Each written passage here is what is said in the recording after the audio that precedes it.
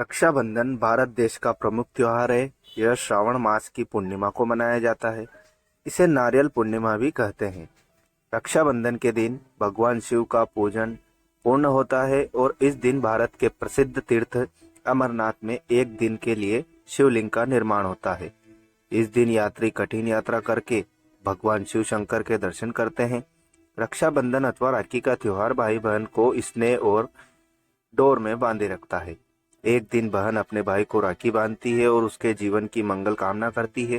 भाई अपनी बहन को रक्षा का वचन देते हैं। रक्षाबंधन के दिन घर के प्रमुख द्वारों दोनों को श्रवण कुमार का चित्र बनाकर खीरे पूजा करते हैं। एक दिन भगवान के घर के द्वार कलश व भावनों की राखी बांधते हैं।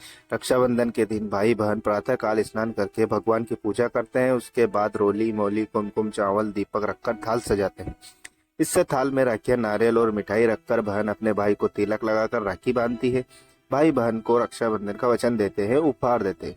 रक्षाबंधन के दिन बहन व्रत रखती है और रक्षाबंधन की कहानी सुनते हिंदू धर्म में रक्षाबंधन विशेष महत्व माना जाता है।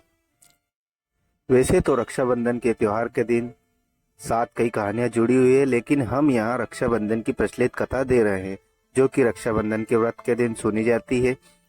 तो आइए रक्षाबंधन की कहानी। रक्षाबंधन की कहानी। जब भगवान वामन रूप में राजा बलि के पास आए, तब भगवान ने राजा बलि से 3 पग धरती मांगी थी। भगवान ने 2 ही पग की संपूर्ण पृथ्वी और आकाश को नाप लिया। तब राजा बलि समझ गए कि भगवान उनकी परीक्षा ले रहे हैं। उन्होंने तीसरा पग अपने सिर पर रखने को कहा। इसके बाद भगवान ने राजा बलि से कुछ मांगने को कहा।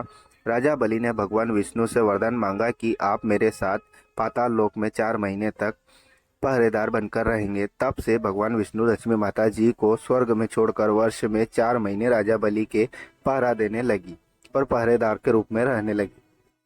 रक्षाबंधन के दिन श्री लक्ष्मी जी स्वर्ग से रिमझिम करती हुई राखी लेकर पधारी। लक्ष्मी जी ने राजा बलि को अपना भाई बनाकर राखी बांधी। साथ ही भतीजे और भाभी जी को भी राखी बांधी। राखी हीरे मोती से लेकर आई भाभी जी। मोती तो घर में बहू थे, पर यहाँ अपने पति भगवान विष्णु को मुक्त करवाने आई है। इस प्रकार लक्ष्मी जी राजा बलि की बहन और भगवान विष्णु को अपने साथ लेकर चली गई। यह थी रक्षाबंधन की कहानी।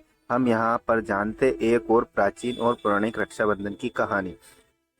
द्रौपदी और भगवान श्री कृष्ण का रक्षाबंधन। एक बार भगवान श्री कृष्ण के हाथ में चोट लग गई और हाथ में खून बहने लगा। जब द्रौपदी ने देखा तो उन्होंने तुरंत अपनी धोती से कपड़ा फाड़कर पट्टी कर दी। तब श्री कृष्ण इस बंधन को ऋणी हो गए। तब दुशासन द्रौपदी का चीरहरण करने की कोशिश कर रहा था।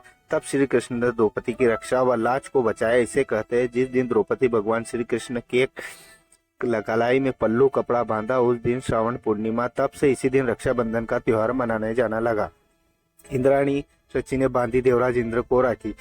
भविष्य पुराण में एक कथा प्रचलित है जिसके अनुसार एक बार देवराज इंद्र ने वस्त्रासुर भीषण युद्ध हुआ। इस युद्ध में देवराज इंद्र की रक्षा के लिए इंद्राणी शची ने देवराज इंद्र की कलाई पर श्रावण मास के दिन राखी बांधी, जिससे युद्ध में देवराज इंद्र की रक्षा की और बड़े हुए युद्ध में विजयी हुए। रक्षाबंधन की कहानी सतयुग में घटित हुई थी। सिकंदर ने पूरे विश्व में अपना परचम लहराने की सोच रखी थी। उसने चारों ओर युद्ध करते और जीते हुए भारत की सीमा में प्रवेश किया। उसका सामना भारत के राजा पेरू से हुआ। पेरू अत्यंत पराक्रमी बलशाली वीर पुरुष। उन्होंने सिकंदर को पहले ही युद्ध में धूल चटा दी। सिकंदर ने पत्नी अपने पति को रक्षा के लिए राजा पेरू को राखी भेजी। राजा पेरू आश्चर्य में पड़ गई, लेकिन राखी के धागों का सम्मान करते हुए उन्होंने इसे अपनी कलाई पर बांध लिया। तब सिकंदर और राजा पेरू का आमना सामना हुआ। तब राजा पेरू ने सिकंदर को मारने की तलवार उठाई और उन्हें कलाई में बंदी राखी दिख गई तो तलवार रोक दिए गए, बंदी बना लिए गए। दूसरी ओर जब सिकंदर ने राजा पेरू की कलाई पर अपनी पत्नी द्वारा भेजी गई राखी देखी तो उन्होंने भी अपना बड़ा दिल दिखाते हुए पेरू को मुक्त कर दिया और राज्य लौटा दिया। यह थी रक्षाबंधन की कहानी। हम आशा करते हैं कि आपको रक्षाबंधन की कहानी पसंद आई होगी। धन्यवाद।